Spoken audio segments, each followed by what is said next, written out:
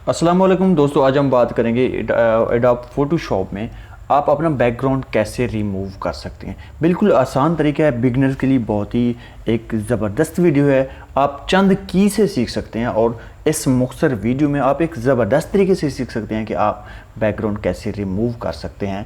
यहाँ पे आपके सामने ये जो इंटरफेस है आपके सामने खुला हुआ है। यहाँ पे मैंने कुछ चीज़ें बनाई हुई हैं अपनी तरफ से, ठीक है। मैंने ये थंबनेल बनाया था। ये थंबनेल का फॉर्मेट है 1280 बाई 720। इसके बाद है ये 1000 बाई 500, ठीक है। ये वीडियो के लिए और ये थंबनेल के लिए। अब ये वीडियो के लिए मतलब कि आप इस जो फॉर्मेट में किसी वीडियो के लिए किसी तरह का थंबनेल या कुछ इस तरह का कोई काम कर सकते हैं, या कोई बैनर बनाना चाहें तो आप यहाँ से कर सकते हैं। ये है यूट्यूब थंबनेल के लिए मुख्तलिफ जो आपको फॉर्मेट नज़र आ रहे हैं, मगर आप अपनी मर्ज़ी के मुताबिक विड्थ और हाइट में भी अपनी मर्ज़ी के मुताबिक कोई रख सकते हैं। इसको मैं करता हूँ क्रिएट। अब हम अपने काम की तरफ जाते हैं, इसको क्रिएट करता हूँ और यहाँ से आप अपना बैकग्राउंड भी रिमूव कर सकते हैं, ठीक है। क्रिएट करने के बाद इस तरह का इंटरफेस आता है। यहाँ पे मैंने काम करना है कि इसको कर देना है अनलॉक। अनलॉक करने के बाद इसको मैं आई बटन पे प्रेस करके, ठीक है, इसको मैं पहले से ट्रांसपेरेंट करता हूँ। ट्रांसपेरेंट करने का ये फ़ायदा है, जब मैं यहाँ पे इंपोर्ट करूँगा, अपना काम करूँगा, तो मुझे पता चलेगा कि ये जो मैंने बैकग्राउंड रिमूव किया ये कितना ट्रांसपेरेंट लग रहा है, कितना यानी शफाफ लग रहा है, सही तरीके से लग रहा है। ये जो वाइट बैकग्राउंड है और ये ट्रांसपेरेंट बैकग्राउंड है। अब मैं जाता हूँ फाइल में। फाइल में जाने के बाद अब मैं यहाँ पे इंपोर्ट करता हूँ कोई पिक्चर।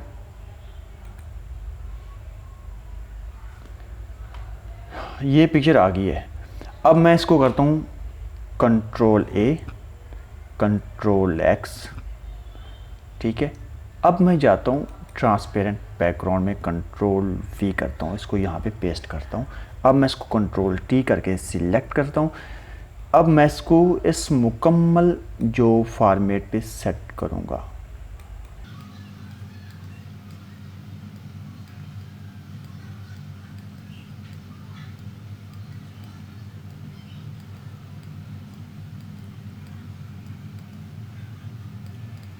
ओके, अब मैं इसका बैकग्राउंड रिमूव करूँगा। मैं जाऊँगा यहाँ पे जो पेन नज़र आ रहा है यहाँ पे।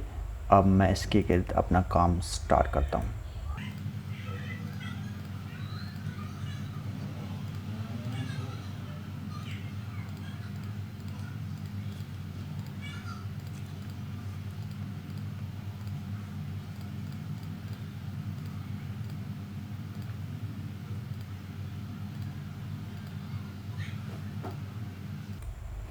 ओके, अब मैं ये फर्स्ट और सेकंड जो इनका जहाँ से हमने स्टार्ट किया था यहाँ एंड तक इसको मिला लेता हूँ, ठीक है। ऐसे करने के बाद इस तरह का इंटरफेस आता है। ये आपके सामने ये बिल्कुल ब्लू हो गए। अब मैं जाता हूँ यहाँ पे सिलेक्शन पे, सबसे ऊपर सिलेक्शन पे इसको मैं करता हूँ ओके। ओके करने के बाद आपने यहाँ पे इलिप्टिकल पे आना है, सेकंड लास्ट पे इलिप्टिकल मार्की 2 लिखा हुआ है, यहाँ पे प्रेस करेंगे। इसके बाद आपने आना है सिलेक्ट एंड मास्क। ये आप देख रहे हैं आपका बैकग्राउंड रिमूव हो गया है, मगर हम इसको मज़ीद सेट करेंगे। सबसे ऊपर जाके मैं यहाँ पे मुख्तलिफ जो लेयर है ना, यहाँ पे मैं इनको चेक करता हूँ। ये ऑन ब्लैक पे आके मैं इसको देखूँगा। अब ये जो वाइट लेयर है इसके इर्द गिर्द, ठीक है, इसको मैं रिमूव करता हूँ। यहाँ पे सेकंड ब्रश पे आके वाइट यहाँ पे इसको प्लस पे लगा के इस वाइटनेस को मैं ख़त्म करूँगा। सॉरी, माइनस पे लगा के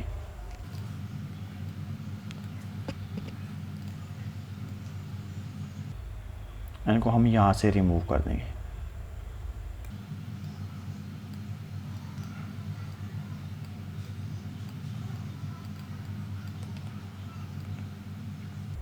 आप ये ब्रश साइज़ आप अपनी मर्ज़ी के मुताबिक रख सकते हैं।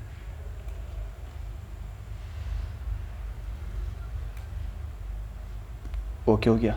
अब मैं यहाँ पे जाता हूँ ब्लैक लेयर में, चेक करता हूँ इसको, ठीक है। ये कदर बेहतर हो गया है। ये जो इसके ऊपर ये जो वाइट वाले जो कुछ इनको मैं रिमूव करता हूँ। ये जो वाइट लेयर्स नज़र आ रहे हैं मुझे,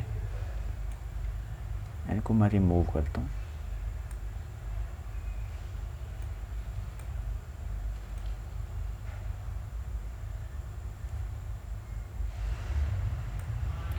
ओके हो गया। ट्रांसपेरेंट में जाके इसको चेक करते हैं, देखते हैं। हाँ ठीक हो गया। इसके बाद जो काम करना है हमने वो ये है कि स्मूथ, फीदर, कंट्रास्ट। सबसे पहले हम जाएंगे कंट्रास्ट में, कंट्रास्ट बढ़ा देंगे। कंट्रास्ट बढ़ाने के बाद देख रहे हैं ये कुछ क्लियर हो गया। इसके पहले इसके जो फेस पे ना ये बिल्कुल ब्लैक और वाइट जो है ना डार्क्स नज़र आ रहे थे। अब मैं फीदर ना बनाए आप, फीदर बनाने से क्योंकि आप देख रहे हैं कि ये जो आपका जो ये इसके इर्द गिर्द जो फीदर है वो बढ़ जाती है और आपका जो बैकग्राउंड है वो बिल्कुल ब्लैक होना स्टार्ट हो जाता है। स्मूथ बढ़ा दें, ठीक है। स्मूथ बनाने के बाद बिल्कुल स्मूथली नज़र आ रहा है, यानी आपको हमवार नज़र आ रहा है, ठीक है। इसके बाद आपने एक काम करना है, सबसे बॉटम पे आके एक सिलेक्शन लेनी है। सिलेक्शन यानी एक न्यू लेयर की सिलेक्शन लेनी है। आप इसको न्यू लेयर कर देंगे क्योंकि आपका काम एक नई लेयर में काम हो चुका है। इसको कर दें ओके। आपके पास एक नई लेयर अब यहाँ पे बन चुकी है। अब इस लेयर को हम करते हैं सेव, जो कि हमारा एक फाइनल प्रोजेक्ट है।